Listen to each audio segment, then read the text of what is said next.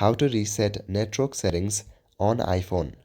To reset your network settings, firstly open Settings. In Settings, scroll down and here you will see the option General. Click on the General option. Now go to the Software Update option. Check for any kind of software updates that may be available for your device. Now go back to your previous page. In your previous page, scroll down.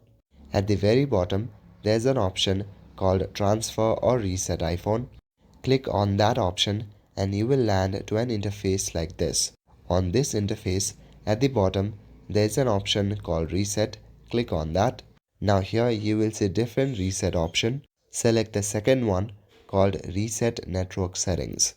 Click on the option and it will ask your passcode. Enter your passcode and again from the bottom, click on Reset Network Settings.